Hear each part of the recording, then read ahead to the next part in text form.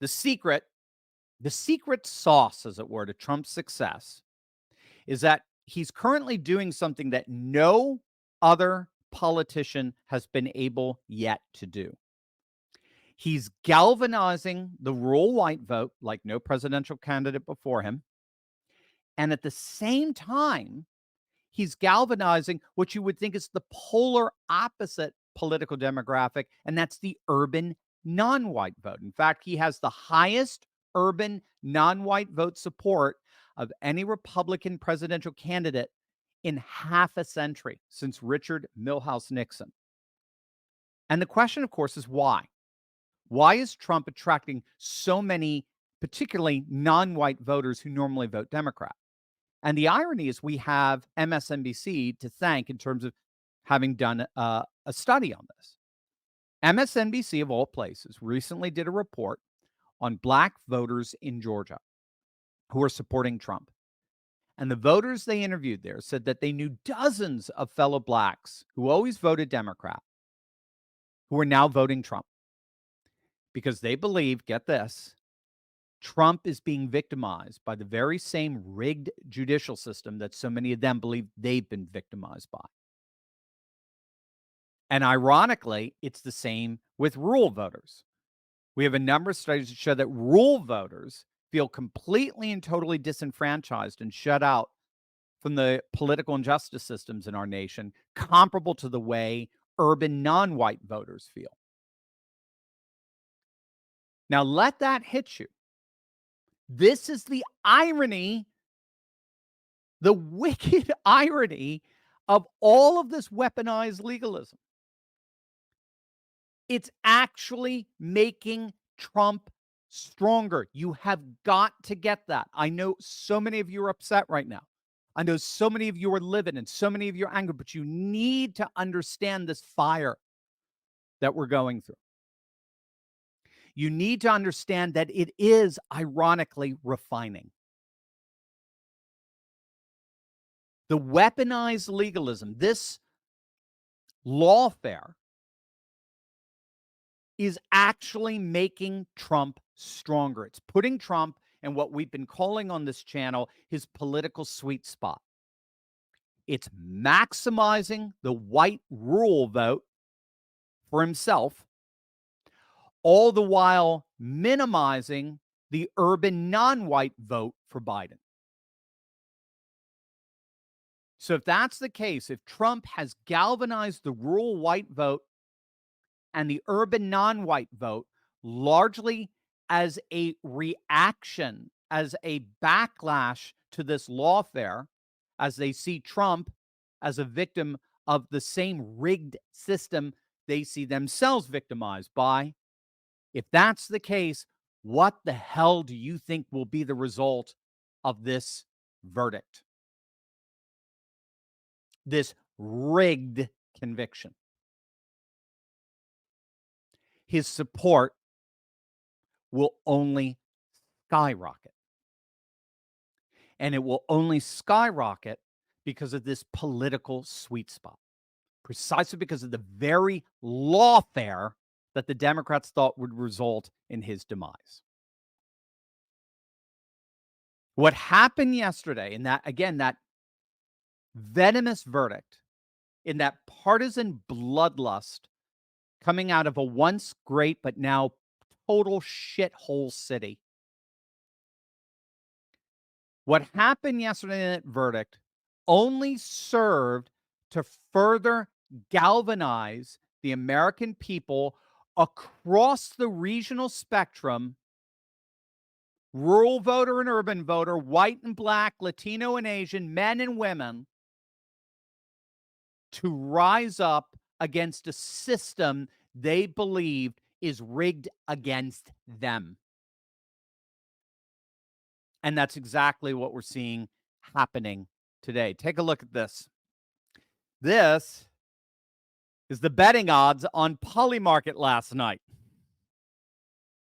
Take a look at the compare April 15th to now post-conviction at the bottom. Trump's chances of winning the presidency actually went up post-verdict.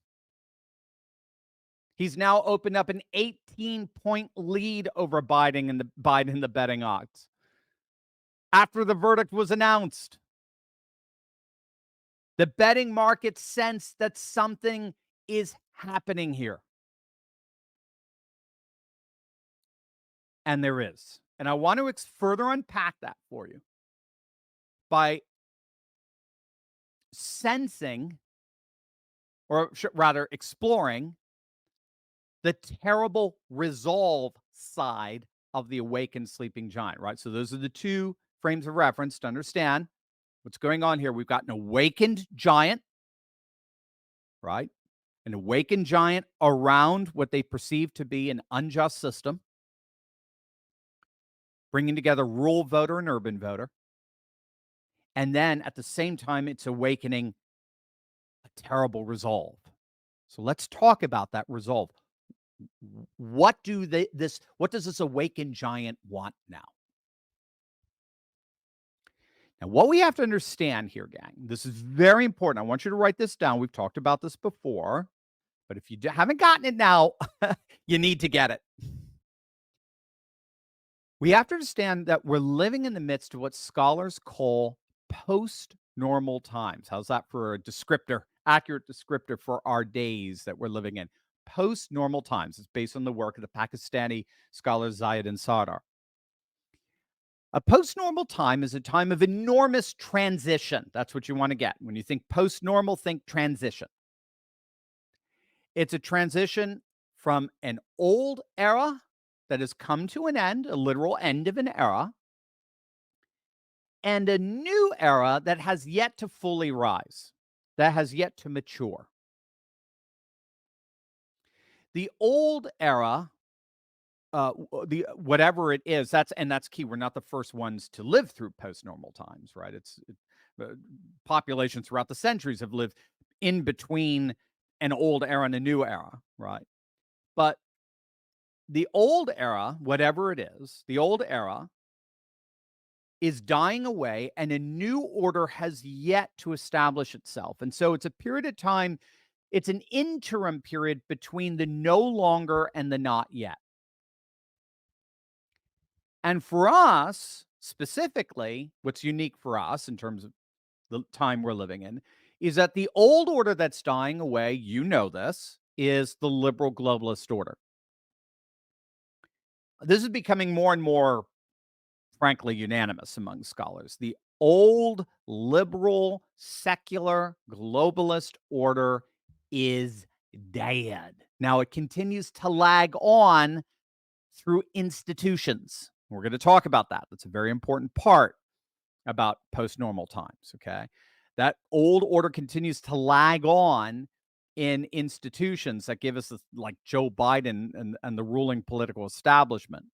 But make no mistake, that old liberal globalist order is dead, even though it continues to live on in the institutions. And the new order, what scholars call civilizational populism, a new world rising, where populations are returning to nation, culture, custom, and tradition. This is the world of MAGA. This is the world of the European right. This is the world of civilization states throughout the world. It is rising, but it has yet to establish a new norm, a new normal. So we're post-normal, and this is key. This is what you have to get. We're post-normal in that whatever we've considered normal in the past is now basically gone. We can't rely on anything in the past to make sense of the present, precisely because the past operated according to norms that no longer exist today, and that the societal order that the normal was indicative of has basically died. But we don't have a new normal yet in the rise of the new world. It hasn't taken over yet. So we're in this interim period of a no longer and a not yet. We're in an extraordinary period of turbulence and chaos where very, very little makes sense. Gang, that's why I'm your Patriot Professor, right?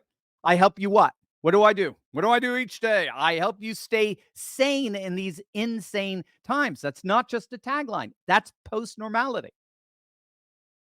That's really what's happening here, trying to make sense of nonsensical times. Now, The key to making sense of post-normal times is understanding the three characteristics that always accompany post-normal times. And they're known as the three C's: complexity, chaos, and contradiction. Right? Write that down. Complexity, chaos, and contradiction. Analyzing what's happening in relation to those three C's will help us understand what's really going on here in terms of the kind of resolve that this awakened giant we're seeing will have. Now, I just want, on today's video, I want to focus on two of those three: complexity and contradiction, because those are the ones that I keep seeing. I think we all get the chaos, right? The chaos, and it literally, the chaos is that there's no logic to things, and we saw that with this verdict. There's no logic. There's no linear thought happening. The thought is, what happens is radically random. So we all looked at this case. This case was an obvious joke. Even CNN pundits and MSNBC pundits were saying, we don't even know what the crime is here. It was an obvious justification for at least a mistrial. So to turn around and say guilty on all 34 counts doesn't follow. That's chaotic. Doesn't make it. There's no linear sense to make there. So we've talked about that tons. So what I want to focus on is the complexity and the contradiction, because that's now what more and more people are talking about. So we're going to focus on complexity and contradiction. That's what we're seeing surface the most in terms of the growing resolve against the dying liberal establishment that we're seeing amongst this giant that's rising. Let's start with complexity here. Now, this is real deep analysis, and I think this is going to help you make sense of what's happening here. One of the recurring refrains that you're going to hear over and over, particularly on X from last night, is that the rule of law is dead in our nation. The rule of law is dead. The rule of law has shattered, and now everything has been radically partisanized. Everything has been weaponized. Now, ironically, that's exactly what you ought to expect in post-normal times. That's the kind of what scholars call complexity that we expect to see in a period marked by post-normality. And this is because the reigning paradigm or orthodoxy that held all the diversities of society together in the old paradigm, that reigning orthodoxy has died, which for us is political liberalism, liberal globalism. That orthodoxy has died in the hearts and minds of people for all kinds of reasons. We can get into that. Once the principle of integration and coherence collapses, what happens? Society shatters. All the particulars, all the diversities of society end up going into a mass explosion like shrapnel. All the diverse, disparate elements of society that once cohered, that once were held together in a coherent whole by virtue of a reigning paradigm orthodoxy, because that paradigm and orthodoxy has died, they all split apart. And that's absolutely key to understanding our time today. Stepan Mostrovich, excellent scholar at Texas A&M, he's documented how we're living in a time of enormous complexity where virtually everything appears to be breaking apart. Our world is more and more characterized by tribalisms, nationalisms, secessionisms, balkanization, social fission, and the like. And so what's happening now is everyone is rearranging themselves in some way, shape, or form into competing identity groups. There's no longer a single ideology that holds us together, like, Western democracy, or for that matter, communism or fascism, the three dominant ideologies of the 20th century. No, the century of ideology is dead, and now we're breaking up into identity groups, competing identity groups. And what we just saw happen last night was that the law was used as a blatant weapon by liberal identity groups against a portion of the population that they hate, represented by Trump. So now then, what kind of resolve are we seeing from the people awakening here in the midst of this post-normal complexity? What do people want now who are on the side of Trump? What do we all want? We want retribution. And everyone is saying it now. It's not just some. It's not just the diehards. Everyone now wants retribution. Here's, of all people, Megyn Kelly. Hardly a fan of Trump in 2016, right? Megyn Kelly, talk about a transformation. And again, it's a postmodern, post-normal transformation. Talk about Megyn Kelly is now openly saying that the only proper response going forward now is political and legal revenge. Check it out. It's a before and after moment for America. What just happened today is a line we can't uncross. And these Democrats will rue the day they decided to use lawfare to stop a presidential candidate. I'm not talking about violence. I'm talking about tit for tat. You just wait, and it won't be Hunter Biden the next time. It's going to be Joe Biden. It could potentially still be Barack Obama. It could still potentially be Hillary Clinton. We're going to have to look at what the statutes of limitations are on the various crimes they surely committed. We're going to have to look at passing laws to revive those dead crimes, felonies or misdemeanors, so that those cases can be brought out of time. That's what may be in the interests of justice, just like they did for E. Jean Carroll, with a New York State law that was passed so that she could sue him. That's what happened. Turnabout is fair play. And John Yoo, an amazing lawyer who worked in the Bush administration, Department of Justice, has a great piece out today talking about how that's the only way they'll learn. The only way to save the republic now is to give them a taste of their own medicine. That's it. That's it. They tasted blood today. They're the wolves with the bloody piece of meat in their mouths. That doesn't stop the wolf from coming back for more. It's amazing. I mean, John Yoo, again, is one of the most measured fellows. I think he's out in Berkeley, California, one of the most measured fellows you can imagine. Now, even he's coming out and saying, that's it. Retribution is the only recourse we have here, lest we all be destroyed by this. Because they're coming out, make no mistake, in this shattered, complex world of identity politics, they're coming out to take out and destroy red state America. And Megyn Kelly is hardly alone. John Yoo are hardly alone. Matt Walsh, he didn't mince words when he tweeted out, red state DAs need to arrest corrupt Democrats and prosecute them in front of Republican juries that already hate them before the trial even begins. I'm not saying we should stoop to the left's level. I'm saying we should stop pretending we live in a country that no longer exists. And here's Sean Davis. Check out his tweet. Quote, if you're a Republican running for office, you could just go ahead and throw away all of your elegant little policy proposals for this or that corporate exclusion or tax subsidy. Give me a list of which Democrat officials you're going to put in prison or get lost. There's only one way to deal with nuclear war, which is what Democrats have unleashed, and that is mutually assured destruction. Democrats declared war on our entire system of justice and the rule of law, and our only options are victory or defeat. I intend to win. Do you?